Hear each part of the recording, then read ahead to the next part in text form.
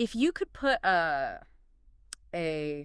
literal price tag on a single human being, and I don't mean their net worth or anything like that. Right, not their productivity. Exactly. I mean their actual intrinsic value. What would that number even look like? What's the exchange rate for one human soul against, say, the entire universe? Well, that is a massive question to start with, isn't it? It is. I think most of us, if we were really pressed, we'd probably say, oh, life is priceless. Sure, that's the sentimental answer. It is. But we almost never sit down and actually run the numbers on what that means in a practical sense. And that's exactly why we're here. Welcome to the Deep Dive. Today we're unpacking a text called The Infinite Value and Mandate of Soul Winning by SoulCare Chronicles. And before you tune out, because that sounds like, I don't know, a pamphlet you'd find on your car, stick with us. Yep, please do. Because this text presents a really fascinating high-stakes economic argument that is honestly kind of mind-bending. It really is. It frames soul winning, what most people call evangelism. Not as a religious hobby, Or something for the super devout. Right. It argues that it is the single most profitable enterprise in the entire universe. Profitable. That's such an interesting word choice. It's so corporate. It is, and it's completely intentional. The source material claims that from this specific theological worldview, the business of saving souls is more valuable than acquiring real estate, stocks, diamonds. Even entire planets. Yeah, exactly. Yeah. So our mission today is to unpack the internal logic of that claim. We're not here to preach to you. No. We're just here to explore the consistency of the argument, the evidence it uses, and the really stark consequences it lays out for anyone who buys into this worldview but, fails to act. Okay, so let's get into the economics first. The text opens with a valuation that just sets the stage for everything else. It really does. It says, flat out, that in God's eyes, one single soul is worth more than the whole world. Right. And it doesn't just mean the world, as in, like, human society. It means the physical creation itself. To back this up, it leans really heavily on a famous question from the book of Mark. For what shall it profit a man if he shall gain the whole world and lose his own soul? Exactly. I think most people have heard that verse, even in pop culture. But it's usually interpreted as, don't sell out. Don't lose your integrity for money. We see it as a moral metaphor. But this text asks us to read it like a literal balance sheet. A balance sheet. Yeah. It's asking you to put the whole world on one side of a scale. I mean, really visualize that. All the gold, all the oil, all the real estate in Manhattan. The oceans, the cosmos. The entire physical universe. Right. And then you put one single human soul on the other side. The argument is that the scale tips. To the side with the soul. Every time. That is just a staggering sense of scale. The text literally says the soul outweighs the universe. It's not just a little more valuable, it's in a completely different category. And the implications of that are what the author calls the logic of possessions. Yeah. This is where the economics get really interesting. If you accept the premise that X, the soul, is greater than Y, the world, then the person who acquires X is effectively wealthier than the person who owns Y. So the text is claiming that anybody who wins souls has possessions greater than the value of the whole earth. It's framing the evangelist not as a humble servant, but as a tycoon. In a spiritual sense, yes. It's framing wisdom as asset management. The text argues that doing business with God means you have to align your priorities with his valuation. So if God values a soul more than his own physical creation, and you focus your life on acquiring souls, then you're the smart investor. You're basically operating with insider trading information. You know what the market maker values most. It's almost a utilitarian argument then. If you want to be rich in this specific economy, you have to trade in the highest value currency. But why? Right. Why is the valuation so high? Is it just arbitrary? Does God just like souls more than galaxies? That's the core question. And the text offers a few reasons. The first one goes way back to the beginning, Genesis. Creation story. Right. The concept of the image bearer. The text highlights that when God created man, he said, let us make man in our image. Okay. Now, in ancient culture, an image wasn't just a picture. It wasn't a selfie. It was a representation of authority and essence. So the argument is that a soul isn't just a biological thing. It's a carrier of divinity. Precisely. Think of it like a mirror, or maybe a commissioned portrait of a king sent to a distant province. Yeah. If you burn that portrait... We're not just destroying canvas and paint. No, you are attacking the king's image. You're committing treason against his very essence. The source says, God does not want the carrier of his image to be destroyed. So when you engage in soul winning, according to this text, you aren't just helping a person have a better life or find peace. No, it's bigger than that. You are saving the image of divinity from being destroyed. It elevates the stakes significantly. You're rescuing a masterpiece. If the Louvre caught fire, you'd run past the gift shop to save the Mona Lisa, right? Of course. Why? The value is in the masterpiece, not the building. The text argues the soul is the masterpiece. That makes a lot of sense. But there's a second reason for the high value that the text says is even more compelling. And this one goes back to that market price idea. The purchase price. Okay. This part fascinated me because it really anchors the theology in, well, basic economics. Yeah. The value of a thing is determined by what someone is willing to pay for it. Right. You might think your house is worth $1 million, but if the market will only pay $500,000. Then it's worth $500,000. Value is set by the buyer. So the text asks, what did the buyer pay for the human soul? And it explicitly points out what was not used as currency. It says souls were not bought with perishable things. No silver, no gold. No crypto, no stocks. The currency used was the life of God himself. The text emphasizes the payment was the precious blood of Jesus. Now, theologically, within this framework, Jesus is God incarnate. So the argument is that God paid for humanity with his own life. Okay, let's follow that logic. If I trade my car for a watch, I'm saying that watch is worth at least as much as my car, otherwise I wouldn't do it. Exactly. It's about equivalent exchange. So if God trades his life for a soul, the theological implication is, well, it's pretty radical. It means the exchange rate of a soul is God himself. That's what the text says explicitly. God's exchange value for his soul is himself. That is a wild concept. It suggests that God looks at a human being and sees something of equal value to himself. It seems to be the logical conclusion of the text, yeah. Yeah. If the price paid was infinite, the value of what was bought must also be seen as infinite by the buyer.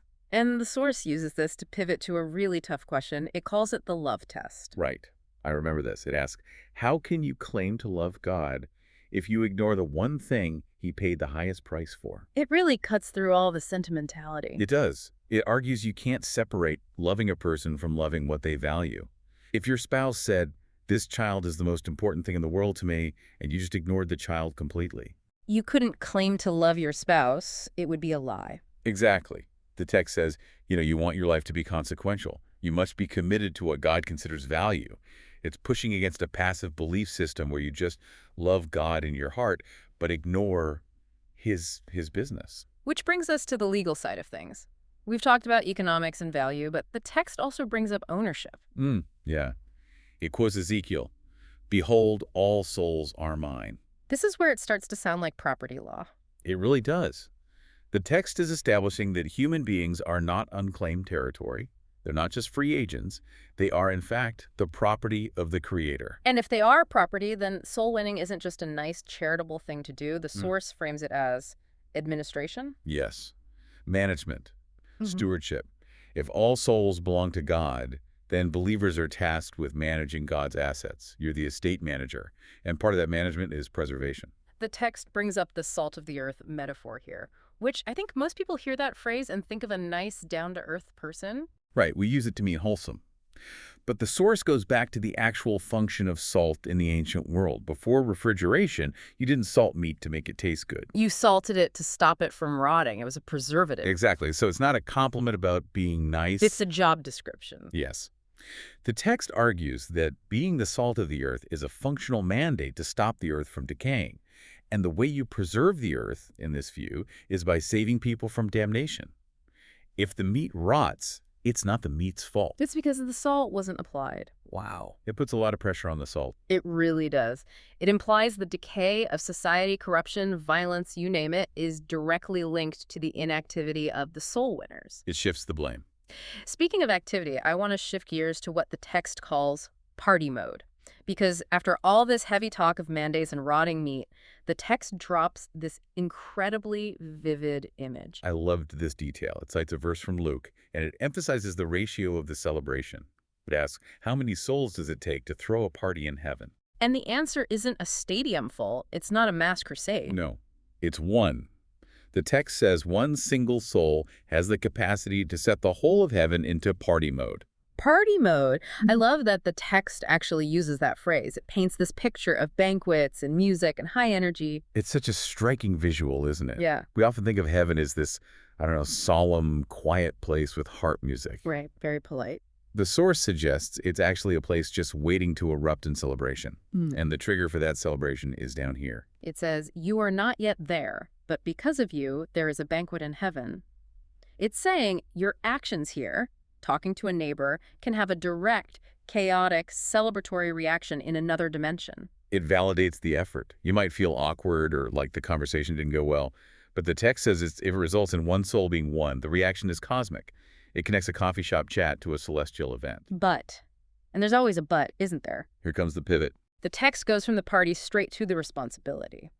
And it gets very, very strict about who is supposed to be doing this work. It attacks a very specific myth within the church. Right. Right. The idea that evangelism is for the pros. The people with microphones, the clergy. The source is having none of that. Not at all. It calls it a spectator culture. A spectator culture. It describes a generation of believers who treat Christianity like a spectator sport. They sit in the stands, watch the man of God preach, and they clap. Great sermon. Well done. Like cheering for a quarterback. You buy your ticket, you watch the performance. And the text argues this is a fundamental misunderstanding of the whole mandate. It quotes Mark, but it focuses on the credential for the job. And the credential isn't a theology degree. No. The credential is just believing. The text puts it this way. Now that you are saved, you are also saved to save others. If you're a believer, you're on the roster. You are in the game. There is no bench. It also mentions the signs described in the Bible, miracles, conversions. It says these signs are supposed to follow them that believe, not just them that are ordained. It's a democratization of the supernatural, in a way. It's saying, don't wait for the experts. You are the expert because you have the experience.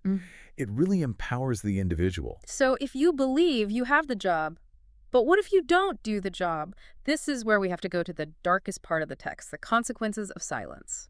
This is the heaviest part of the document, without a doubt. It moves from the joy of the party to a very somber, almost chilling warning from the book of Ezekiel. And it uses the phrase, blood on your hands. It does. It outlines the watchman principle. You have to picture an ancient walled city. The watchman stood on the wall, and his only job was to stay awake. Right. If he saw an enemy coming and didn't blow the trumpet, if he stayed silent because he was afraid or just asleep, and the city was destroyed, the blood of the people was on his hands. He was legally liable. So the text applies this spiritually to the believer. Yes. The scenario it describes is, God warns a wicked man that he will die. But God expects the believer, the watchman, to deliver that warning. If the believer stays silent and the man dies, God says, I will demand this blood of your hand. it's incredibly intense. It shifts the burden of responsibility. It's not just that the wicked man is responsible for his sin, the believer is responsible for the silence. It's a liability argument, a kind of spiritual negligence. Exactly. And the source connects this to the Apostle Paul in the New Testament. There's a moment where Paul says, I am free from the blood of all men. And why was he free? Because he hadn't hesitated to proclaim the whole will of God. The implication, which the text just leans right into, is that if he hadn't preached, he wouldn't be free of that blood. The text calls neglecting this mandate the biggest risk of your life. That's a strong statement for a believer who thinks they're already safe. I mean, isn't the whole point that you're saved by grace? And that is the crucial nuance the text makes.